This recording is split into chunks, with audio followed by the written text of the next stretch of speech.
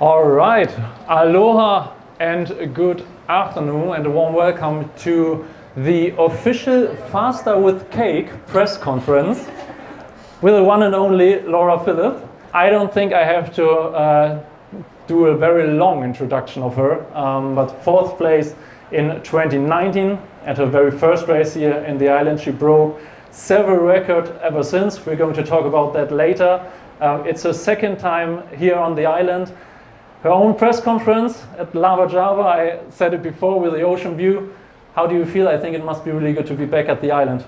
Yeah, thanks Alex. Thanks for the introduction and hello to everyone. Thanks so much for coming. I feel honored to be here in the Canyon House of Champions. Thanks so much to Canyon for hosting us. And yeah, it's actually my first own press conference and I couldn't ask for a better view and location. And yeah, I'm really excited to be here. It has been nearly 3 years now and a lot has changed since then, also for me as an athlete. Excited, nervous and really happy to be here. 2019, I mentioned it before, fourth place. It was your first time here on the island, but only your second Ironman ever. Can you maybe get back in time a little bit and tell us how did you feel before that race? Was it extra special racing here for the first time?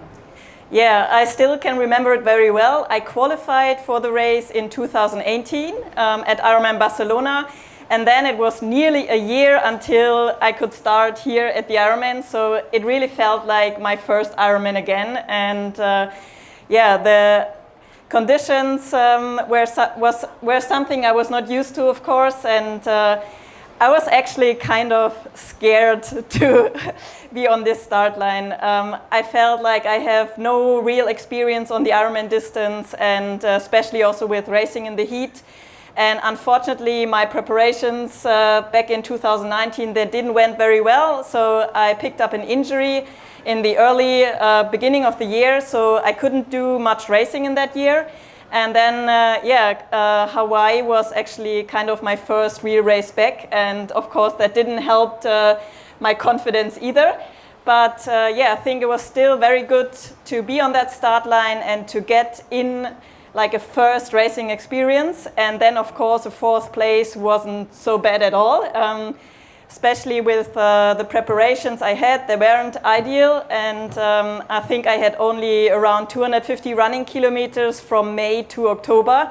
So that's not much for a marathon preparation. And especially for the run, I was really scared of that I maybe have to walk. And I mean, we all know those pictures from athletes, having to crawl or walk here on the Queen K. And that was all in the back of my mind. And I think I learned a lot from that race. I'm really thankful that I made it because I was still kind of injured. So it was not easy, but I think I learned my lessons. And one thing I definitely remember is that I crossed the finish line. And when you come in fourth at a World Championship race, it's so close to the podium.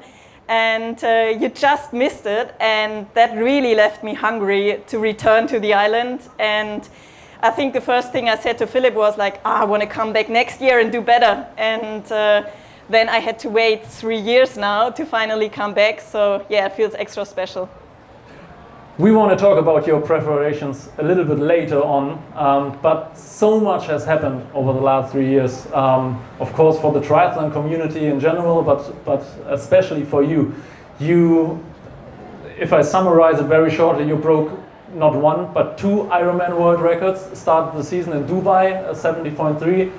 You won the race, you broke the record. You raced Ironman Hamburg. You won that race, you broke the record. What did happen in the last 3 years that made you such a maybe different athlete? You stepped up your game quite a bit. Yeah, so I think after the first disappointment of all the race being postponed when Corona hit us, we thought about how can we use the given time in the best possible way. And we just tried to focus so much on my weaknesses and try to develop myself as an athlete, use the years to, get a good block of training in and come out of the whole situation as a stronger athlete.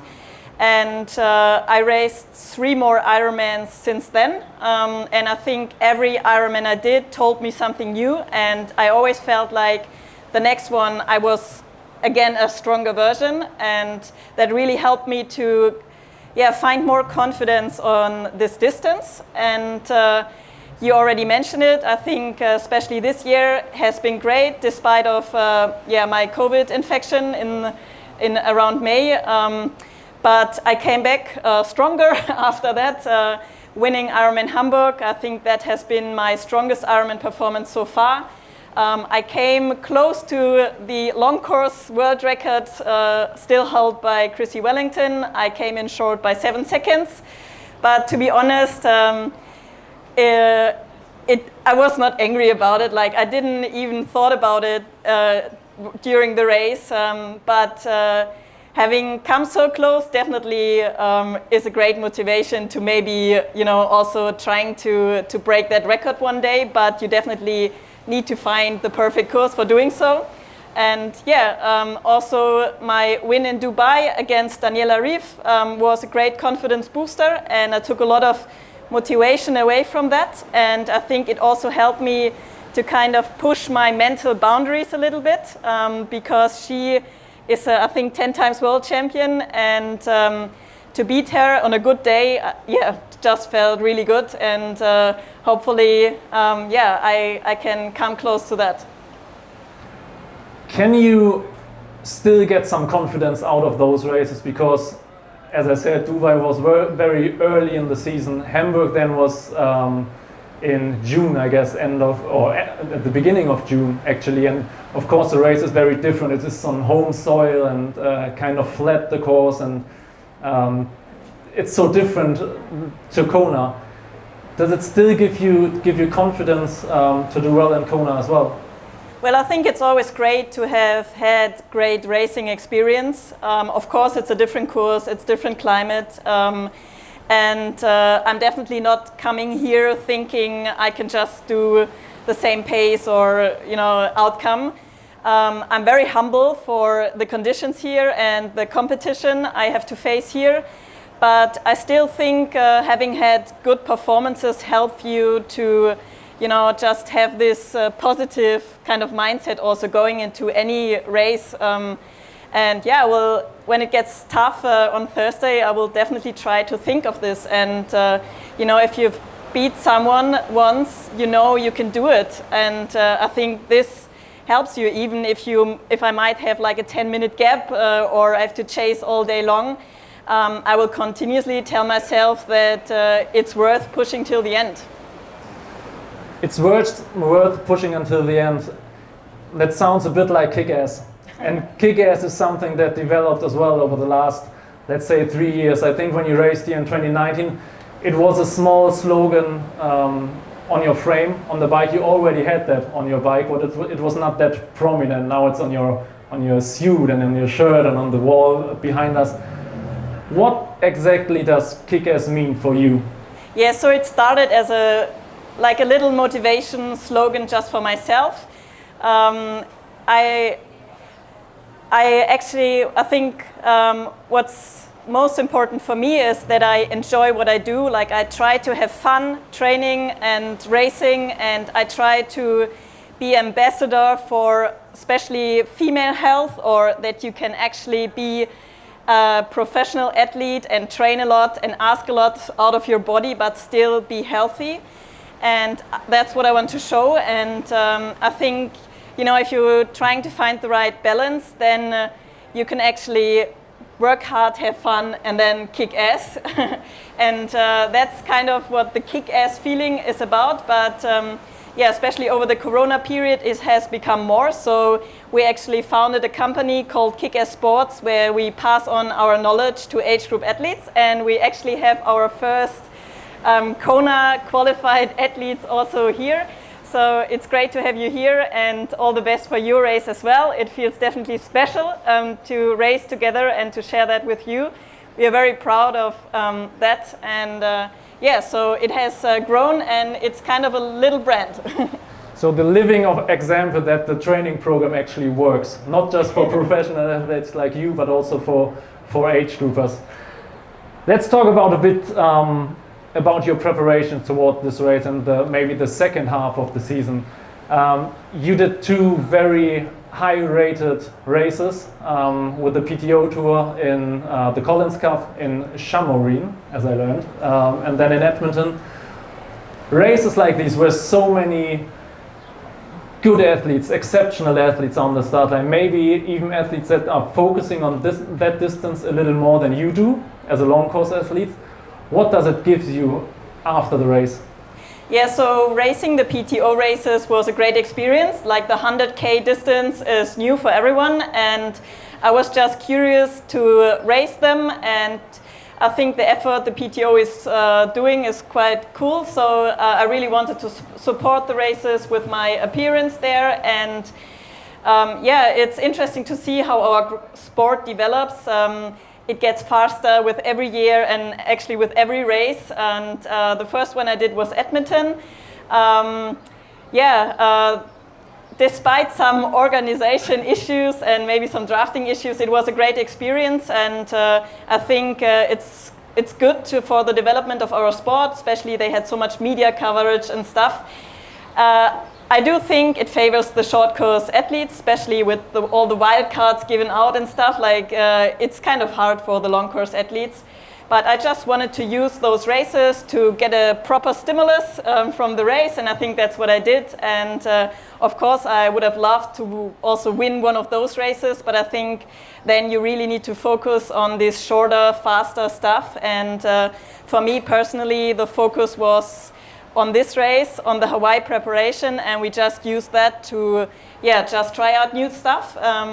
And as I said, as a good training stimulus, and I think that worked well. I was proud about my performances, even though, I might not made it to the podium, but it's great to see that we are not having Ironman Challenge races only, but there are new stuff coming up.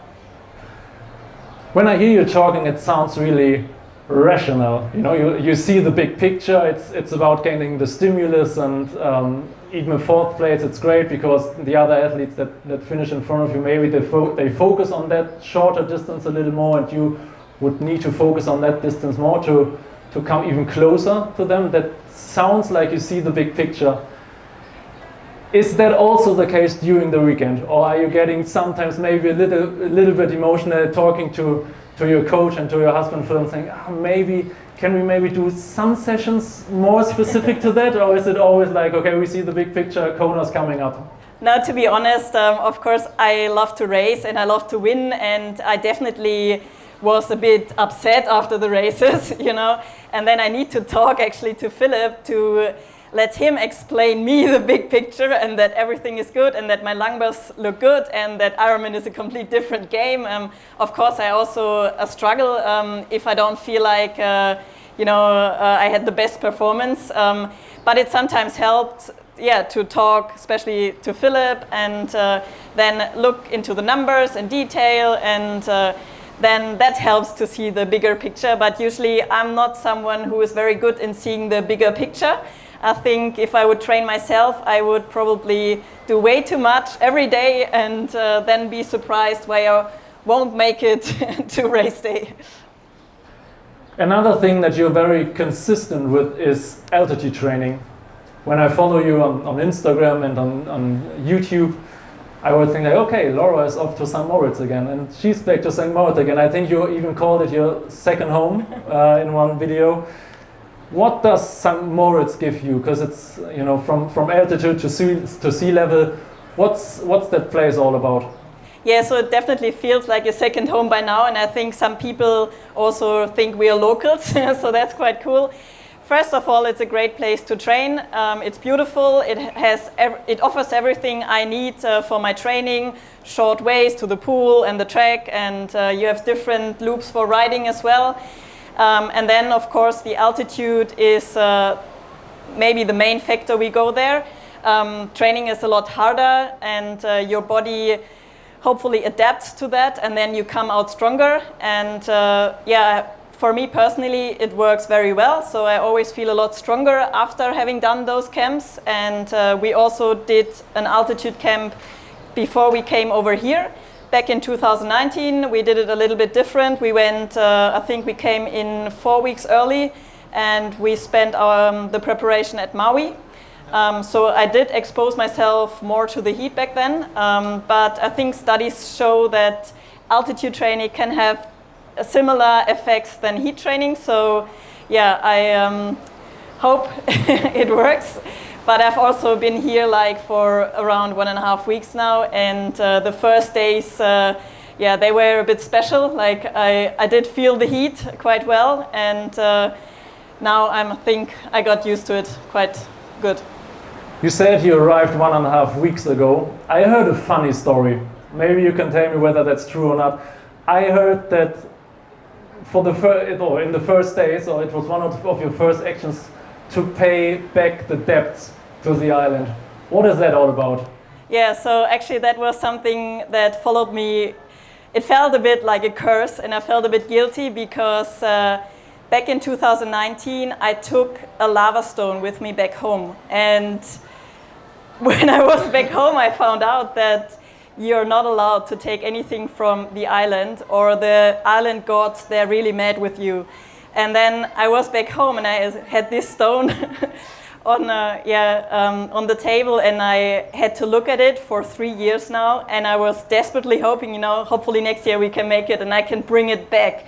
And now I had to wait 3 years, and it was definitely the item I made sure that I definitely have it in my bag before we leave. And I gave it back to the ocean, and I apologized to the gods of Hawaii, and hopefully they won't be mad with me anymore, and I will have all the luck for race day. I'm pretty sure they won't be mad. At least you're honest. Yeah. I mean, you have actually a main sponsor with HEP that's very curious about sustainability and solar energies, and following you and especially talking to you on a private basis, you realize, or you feel like it's very important to you as well. You mentioned the stone, and maybe you can see the bigger picture with that as well.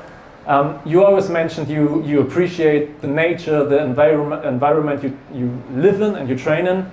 Is that something so important to you?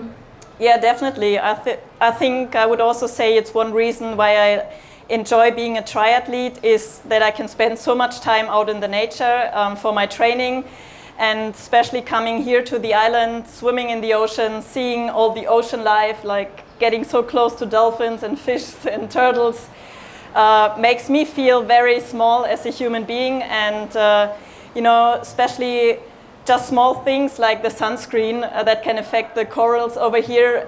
I think so many of us are not aware of how we damage our planet, and having HEP as my main sponsor, also helps me to get more awareness for what can we actually do to prevent leaving too many footsteps on this planet. And yeah, especially I think it's cool, the people over here, they have the sun nearly every day, and if you ride around the island you see a lot of solar energy coming, and I think that's pretty cool. That's definitely something I'm also trying to promote, that people invest more in solar power and sustainability.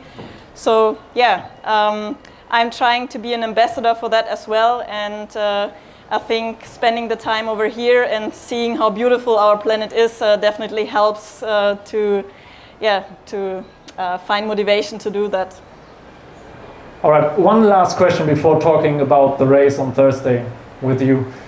I was getting a little confused and a bit scared, because I was preparing for the press conference, I was reading the news, finding something out about you, and then I read that TSG Hoffenheim, for the internationals, that's the professional soccer team from Germany, first division. And the news said TSG Hoffenheim is signing Philipp. And first I was like, wow, this girl has many talents, from triathlon superstar to breaking records to professional soccer player. And then I was like, no, holy crap, does it mean we are probably not going to see her race Ironmans and triathlon in the future? And I was like, no, that must be a joke, maybe that's a media gag. Now I'm seeing the actual jersey of TSG Hoffenheim with the number 7 and your name on it. So can you maybe introduce us about the idea and what's the whole deal with Hoffenheim and you being a potential soccer player? Yeah, so first of all, I live very close to Hoffenheim, so yeah, I've always followed them. You know, I think soccer is probably the biggest sport in Germany, and of course, there's so much money in the sport, and they have a great training facility in Hoffenheim, and that's definitely something we always pass by thinking, oh my God, I would love to go in there, train there, and just use those facilities. And yeah, we got to know them better, and we started to do a little bit of a cooperation. And I also have Chris Neizert here, my physio. I don't know, maybe he can wave. He's working at the TSG Hoffenheim with the professional soccer players, and he's here to support me as well, to make sure I make it healthy to the start line. And yeah, it has just been a great exchange between the team in Hoffenheim and my team, and I was allowed to use their facilities as well. And then HEP started to do a cooperation with Hoffenheim as well, and that actually made me think like, oh, maybe I could be the first triathlete starting for TSG Hoffenheim. So we made it happen, and hopefully they will never ask me to join their soccer team, or I have to practice some. I got a present, like a soccer ball, so I can practice now, but I will start after the race, because the boys, they were a bit worried that I will hurt myself. But I promise I will practice. So you're staying with triathlon, so just to make that clear. Definitely for now. Thank God, thank God. All right, let's talk about the race on Thursday. You said you arrived 1.5 weeks ago. Are you feeling good? Are you feeling well prepared? And especially, how well prepared are you compared to 2019? Yeah, so if I compare it to 2019, it has been a completely different build-up, and I feel very good. I'm healthy. That's the most important for me, and that has stopped me in the past several times. So that definitely feels great and makes me looking way more forward to the race than back in 2019. I'm not feeling any kind of fear in the back of my mind. It's pure excitement, and yeah, I'm just super grateful to get the opportunity to race so many great athletes on Thursday, and no matter the outcome, I'm ready to give everything. And I think of course, you always need a good day to produce like a very special performance, but I think my preparation has gone well, and at the end, it's all about, how good will I feel on Thursday? Let's talk about tactics a bit. Is there a way to predict a race like this? Do you try to predict certain dynamics in the race, or do you adjust the tactics spontaneously? So to be honest, I think it will be quite easy to predict the tactics. I think we can all expect Lucy Charles to be in the front after the swim, and I'm very sure Daniela will go very hard on the bike. And I think then there are a few other athletes also like myself who have to try to find their position in the race. And for myself, I can say I will probably have to be very patient and chase whoever is in the front for a very long time, and hopefully I will come closer, maybe not, who knows. But I think we will see different groups than in the past, especially with the female race being on their own, and probably not be affected by age group men or even pro men.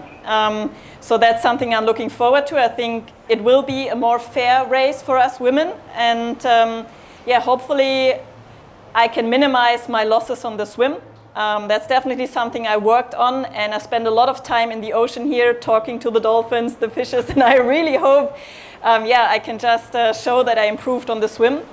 And then my strategy will to work hard on this bike. And hopefully I would be happy if we get a little bit more challenging conditions, of course, so everyone has to work, because I do think we will see bigger groups. Yeah, someone like Anne maybe is in a group, and then she can take off for the run. But I also have something prepared for the run, so I feel confident about my run, and I just hope that I won't overheat. And so at the end, I just want to show a really consistent and great swim, bike, run. You mentioned, I think, 3 names. You mentioned Lucy Charles, Daniela Rief, Anne Haug. How many competitors do you have in mind, and how many competitors do you take care of? Do you know all the stats and the run times from the past and bike splits and everything from all the girls, or who's on the list as well? So I think Thorsten Radde's rating helps a little bit to see who maybe will be around myself. I'm not looking at every split and stuff. Maybe Philipp does, I don't know. We haven't done our serious pre-race talk yet, where he hopefully tries to give me, a few options how I can act in several situations.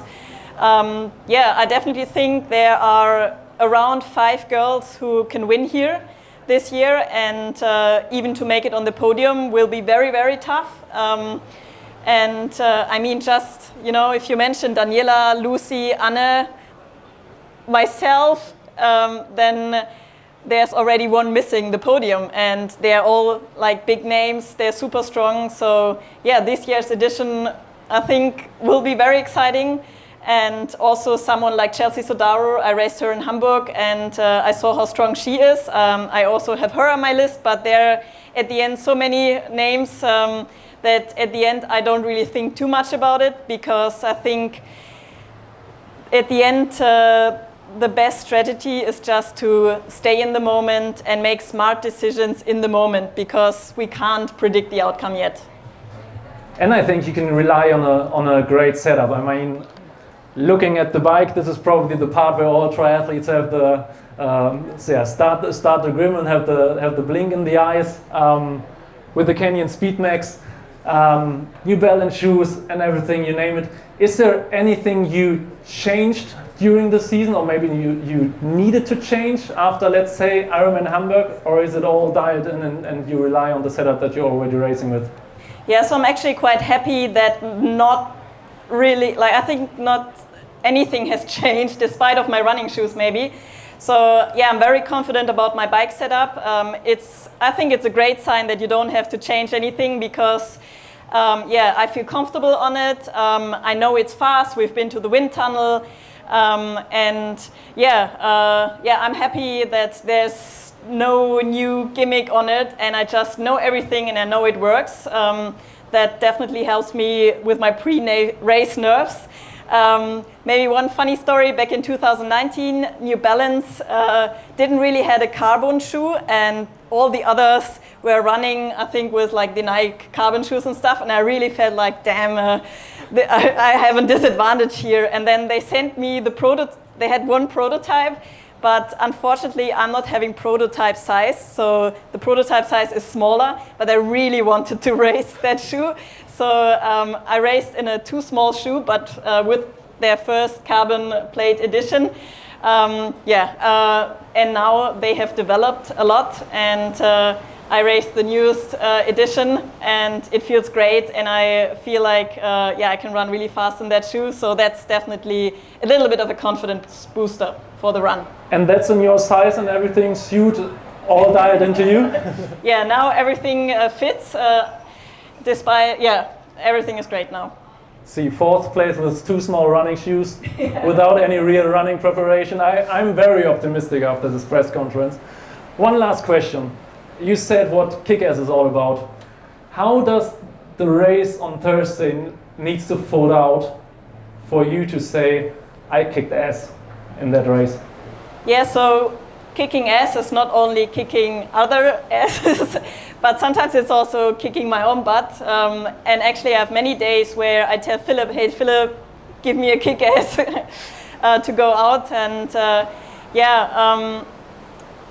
so the dream race scenario, of course, would be, as I said, come out of the water with strong bikers.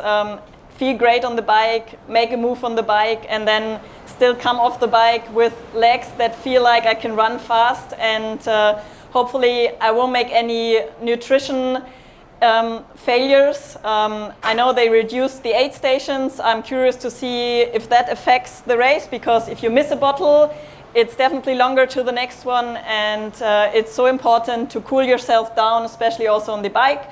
So hopefully I won't make any mistakes there, and yeah, then it's going to be all out on the run. It's going to be all out on the run. We are out of time, actually. Thank you, Laura, for your open words.